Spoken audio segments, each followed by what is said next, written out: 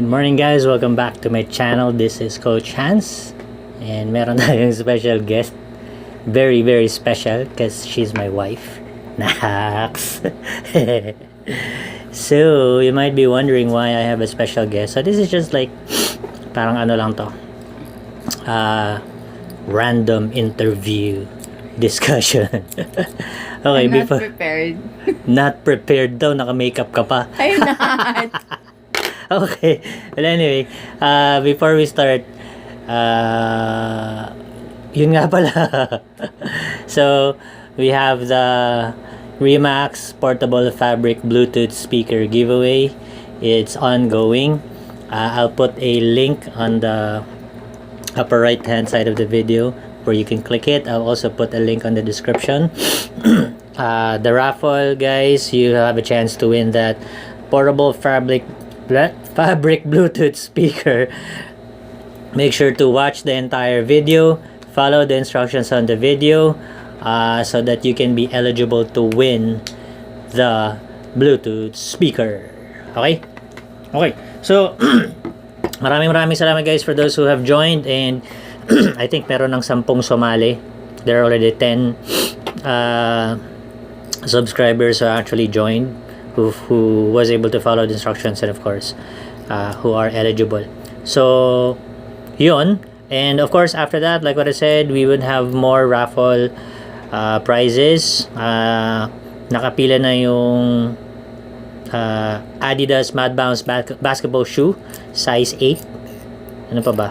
And that's it. So far yun pa lang, but hopefully in the future, especially once we get to the 1,000 subscriber mark, we will definitely have more and more raffles to give away para sa ating mga viewers. Okay, so you might be wondering why I'm here. Well, not me, but bakit nandito yung wife ko, which is she's also a coach sa call center.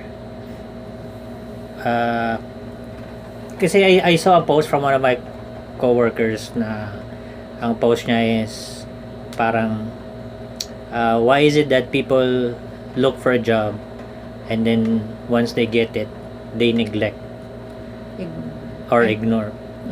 Parang neglect. Basta ganun. Anyway, but now we're not gonna talk about that. I'm gonna talk about that on a separate video. This video would basically be focused on ano ba yung dahilan kung bakit kami nagtatrabaho or siya, because I'm gonna kind of interview her about it. She doesn't know na yun yung pag-usapan namin. So kung ano yung mga goals niya sa buhay and so on and so forth, where we are at with those goals.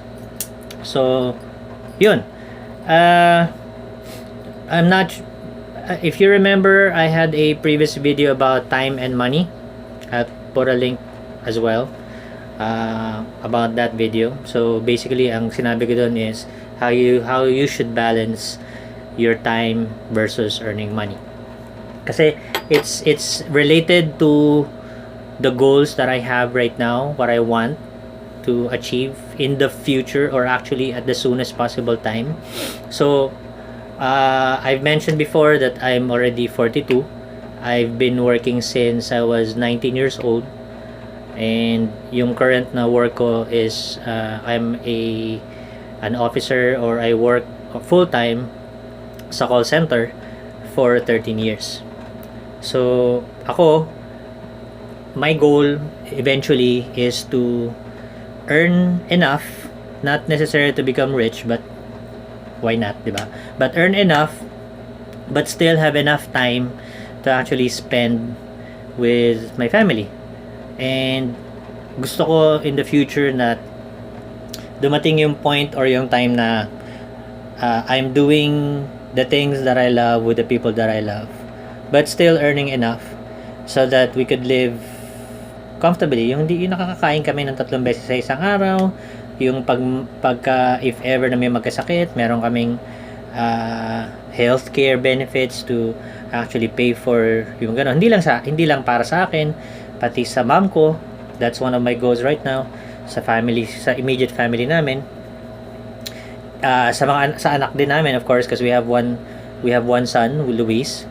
That's also one of the priorities that I want to achieve. Now, yung mga anak ko naman sa US, unfortunately, as far as I know, even if I get them a healthcare provider here, I don't think it will be eligible for coverage since nasa US na sila. So far, based on where I am right now, medyo malayo pa yon. Medyo malayo pa ako sa goal na yun. But like what I said in my previous videos, that's the main reason why I'm embarking in this journey to become a YouTube vlogger. Kasi, kasi eventually, I think this can actually get me to where I want to be in the future. Yung doing what I love, which is basically anything, as long as I have my wife with me, Luis, or any of the people that I love. So, that's the same question I'm gonna ask my wife. Nag-iisip na siya na sasagot to. Ayan, nakita nyo, pinapawisan na yung kilikili niyan. Pawis, ay hindi pala halata. Kinakabahan na yan. Kinakabahan na yan. Mahihayin talaga yung asawa ko. So, ganyan talaga siya. Kahit na hindi siya kahiya-hiya. Oh, display ko ngayon araw-araw. So, so that's my goal.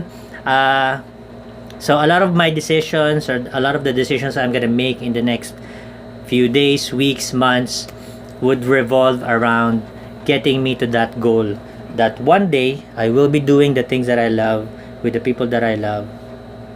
Earning enough money for us to live on ng komportable, not necessarily mayaman, and still have time to do whatever. For example, I'll have time to do yung personal na gusto ko. For example, I used to do a lot of outdoor activities when I was in college. Nagkakarate ako no, nag-rock climbing, nagma-mountaineering. I was also parang during that time I was about to go into competition or national competition sa indoor rock climbing. Yung mga ganang bagay. So hopefully I can get into a hobby, not just eto, I really want this to happen. So for example, now I'm into cars, dati motorcycles. So yung mga ganang bagay. So Coach Rhea, so this is my wife of forever. So we got married in 2013. So we've been together for matagal na. I think not just with the number of years, but matagal na kaming magkasama kasi we were meant to be together. Okay. So, you're also working in a call center, tama? How long have you been working in a call center? 11 years. So, 11 years na rin siya. Since 2008. 2008? Hindi ko alam. Ay, oo, kasi 2006 ako eh. Sa 2011. 2008. So, prior to the call center, sa call center, anong trabaho mo? Do you remember? Wala. I didn't have an official work because nung college student ako, part-time job ako sa McDonald's. Okay. So, that's it. Parang talagang ito is your official na trabaho talaga. Mm-hmm. Okay. So, yun. McDo baby pala to. Kaya pala mahilig din siya sa McDo. Anyway. So, first job niya, call center, technically, and 11 years na rin siya. So, ano ngayon yung parang ultimate goal mo? Bakit ka nagtatrabaho? Yung gusto mong talagang mangyari, let's say, after 10 years, or pag nag-retire ka na, ano yung gusto mong ma-achieve?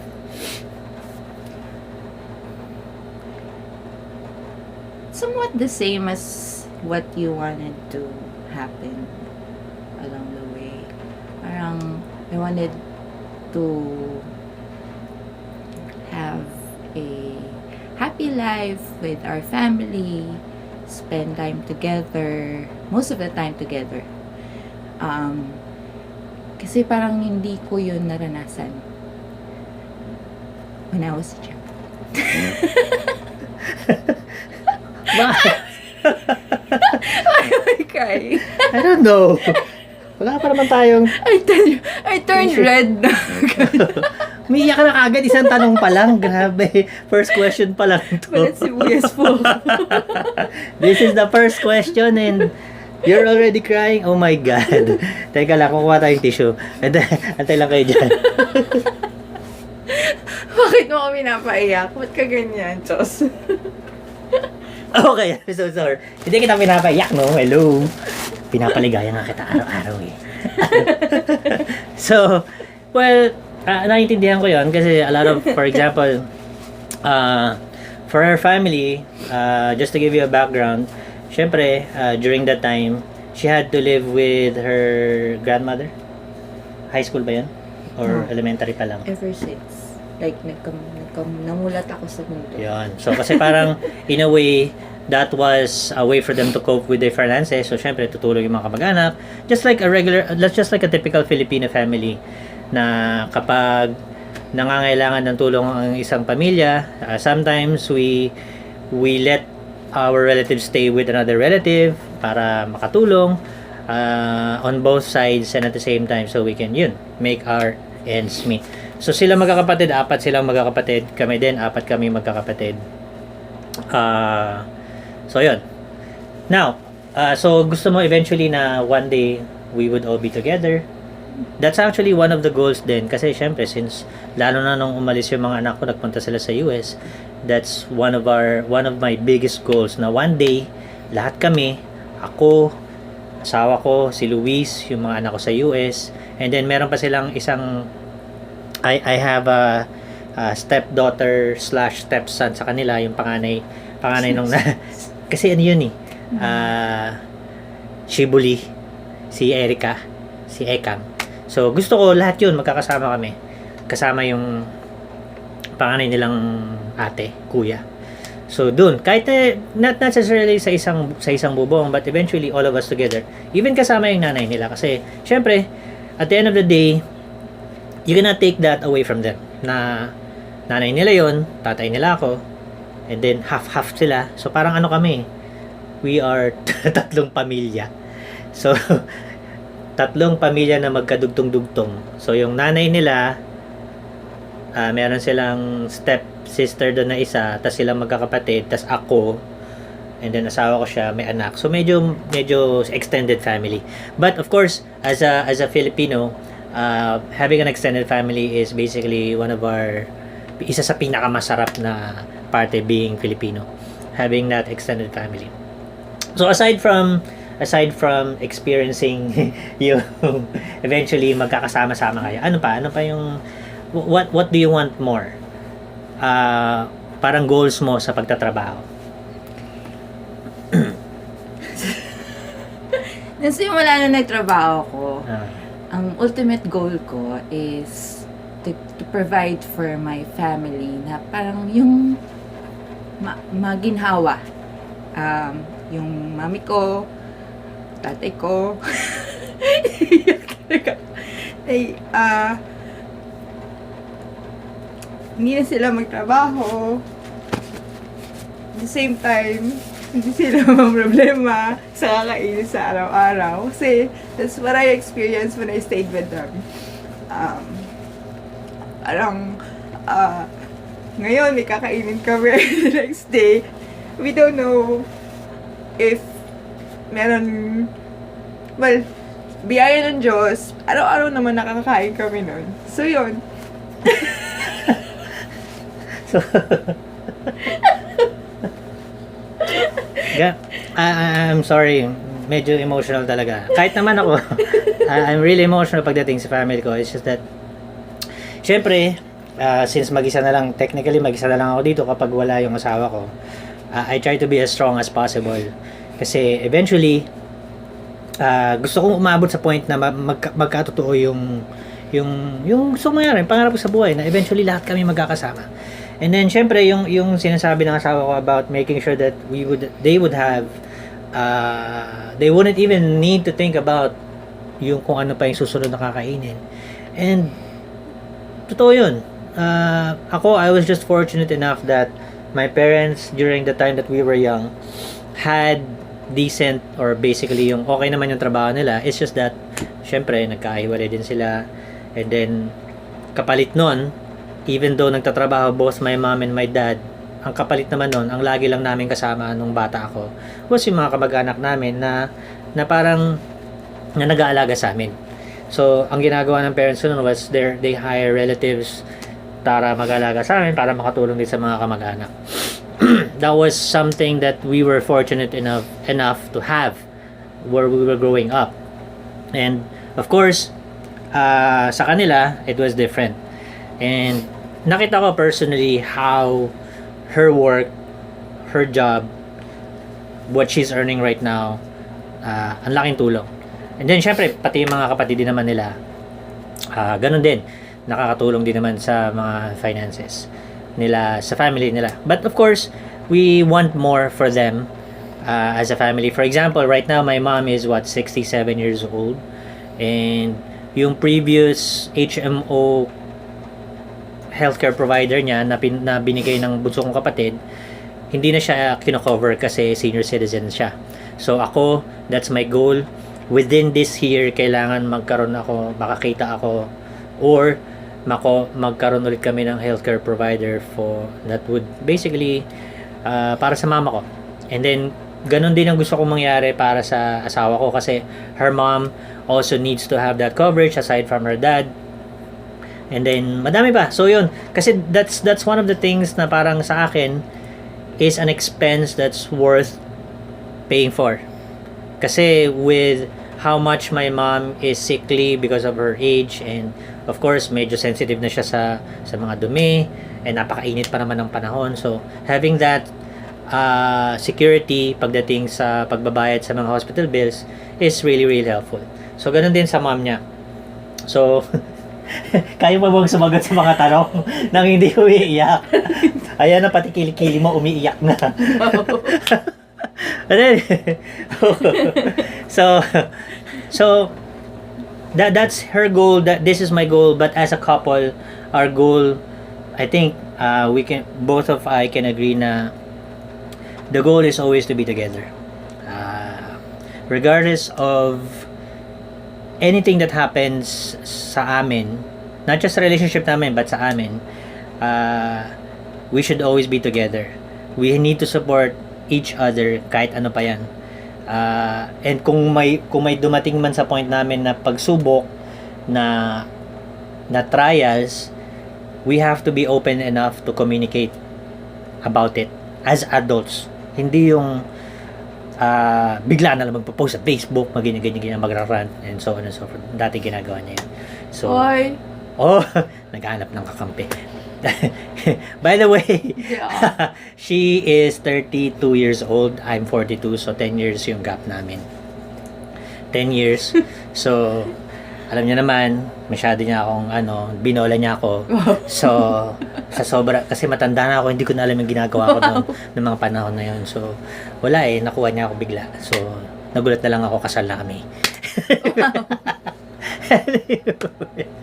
But, yun, aside from a lot of those things, so, kasi, ang feeling ko, on our own, we can achieve that but, hindi lang kami. We're not only doing this for ourselves, for Luis, but, we also want to, basically, share the blessings. Kasi, alam ko na, just like, what God has intended for His Garden of Eden, na i-bless lahat tayo. Kasi una-una niya ginawa yun bago niya nga ginawa yung tao. So, bago pa man tayo gawin ng Panginoon, meron na agad tayong blessings. And that was the Garden of Eden. Yung creation story, that's how I see it. God created the world as a gift to us. So, ginawa niya muna lahat ng blessings para sa atin bago niya tayo ginawa. Kaya, I firmly believe that we deserve all the blessings that God has already created for us. All we need to do is claim it, surrender everything to Him and claim it, and we will get it. So together as husbands and wife, as partners, as coaches, as man and woman, and sa tulong ng guidance sa Panginoon, of course, I know na mararating namin yan. And of course, sa tulong nyo, syempre, subscribe. Mag-subscribe kayo sa channel ko, please lang. Para maka 1,000 subscribers na ako. And huwag nyo nang payakin yung asawa ko. Now, I really wanted to share kasi yung story niya is something that we can kind of be inspired from. Tama ba? Inspired of? Inspired to? Inspired. That we can take inspiration from. Oh, ha? Ha? Ang galing ko mag-English, no? We can take inspiration. We can take inspiration from. Kasi parang sa akin, ano ba yung mga challenges ko sa buhay? Which is very trivial if you're gonna try to compare it with other people's challenges. So, for example, sa kanila, early on pa lang, she had to live with her grandma para to make ends meet and so on and so forth. Maraming bagay. And of course, sa family nila, yung dad niya, and then yung challenges with her dad and with her mom pagdating sa health, of course, together with me, yung mom ko, ganun din. Well, my dad naman is well off, although may challenges din siya sa health niya, but he's very well off and I'm sure he's being taken care of by Tita Emmy. Hello, si Tita Emmy, yun. So, yun. That's why I really want to bring her into the vlog, so that we can share. Papayakin niya ako. Hindi, hindi ko. It was not my intention. Maiyakin lang talaga siya, promise. It was not my intention. I really want to, kasi yung goals niya sa buhay, kasi I don't do this alone. I think one of the things that I can be proud of is itong ginagawa ko. I have her full support. As in like, full support. As in like, full support. As in like, full support. As in like, full support. So, sinusuportahan niya ako. That's why, yung sinabi ko sa inyo, why I don't go out without her. Kasi ang boring pag hindi ko siya kasama. Tapos, feeling ko parang, I don't know. If I'm doing something, and I'm not doing it with her, or kasama ko siya, parang, baliwala Clingy ka lang. Ha? Ano? Clingy ka lang. Hindi ako clingy. Hindi, kasi nga, ang goal ko nga, lagi magkasama So, we do things together. Tapos, lalabas ako nang hindi kita kasama. Parang, I don't know. But, hindi, pag ganun talaga, pag mag-isa lang ako. Actually, pag pumapasok siya, na may shift siya, tas ako lang dito, hindi ako lumalabas sa kwarto kahit minsan hindi ako kumakain. As in, like, kakain ako the next day. The next day na, pag uwi niya pa. So, hindi ako clingy. Hindi ako clingy. I just wanna do a lot of things together because I felt how it is to be alone. And hindi maganda yung pakiramdam. Hindi maganda yung pakiramdam na mag-isa. Promise. Cooling off. So, promise. Alam ko marami sa inyo dyan na you don't want to be alone. Although you're not lonely. Well, you're not alone but you're lonely. Alam mo yun? So, ayoko ng ganun. I don't want to be lonely. I don't want to be alone. I want to be with my family. I want to be with my loved ones. I want to be with my wife, with Luis, with Buboy, Katie, Lou, Eric, si Ekang, and of course, pati yung nanay nila, si Cathy, pati yung nanay nila doon, si Nanay Upeng, and everyone else. Gusto ko sama-sama.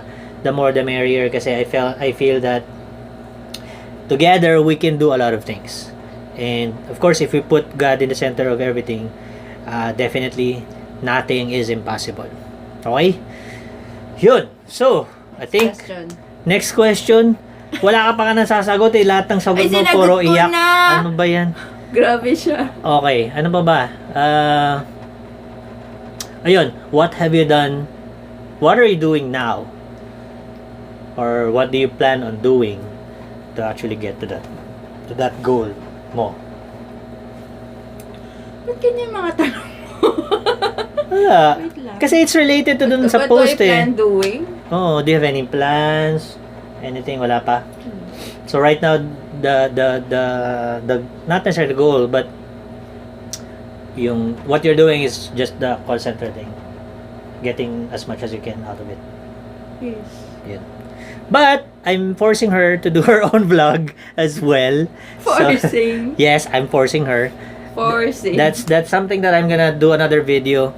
Why you, yes you, the one watching right now, need to start a YouTube vlog or a YouTube channel on your own. I'm gonna create that. I'm gonna give you all the pros of what the advantage of having this or getting this as an alternative source of income, an alternative source of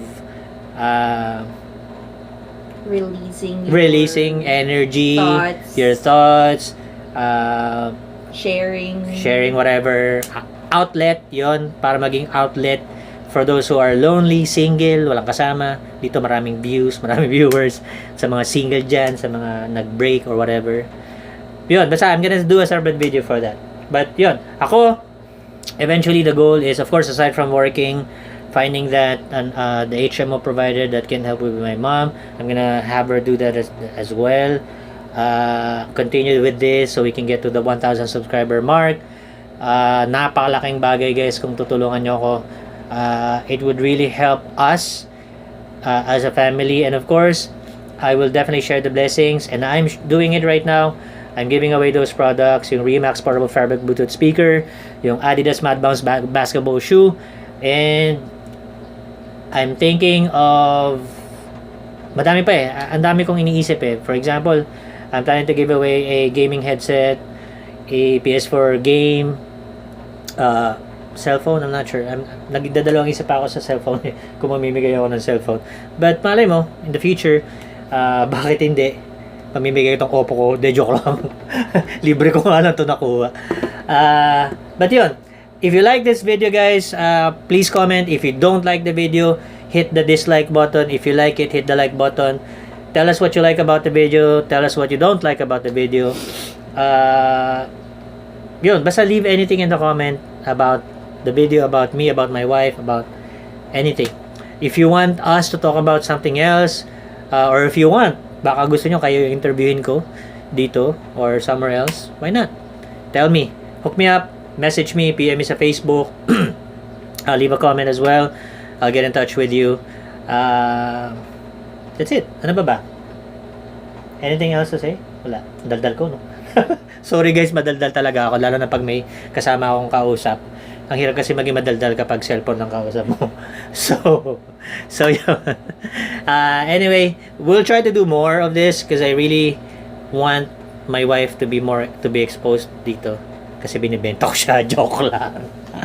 So, maraming salamat, Coach Rhea, for joining me in my vlog and sharing your tears and your braces to us. Yes, of course. Why not my smile? Pareho lang yun, hindi mo makikita yung braces mo kung hindi ka nag-smile. So, yun guys. So, thank you for tuning in. Thank you for watching. Maraming salamat sa support. Kay Francis, kay Earl, kay Ann, kay Abby, lahat. Ang dami-dami nyo. It's too many to mention, but definitely one of these days, I will mention each and every one of you that has been helping me with my channel. And hopefully, you can extend that help further by sharing this video, sharing my channel, inviting others to actually subscribe as well.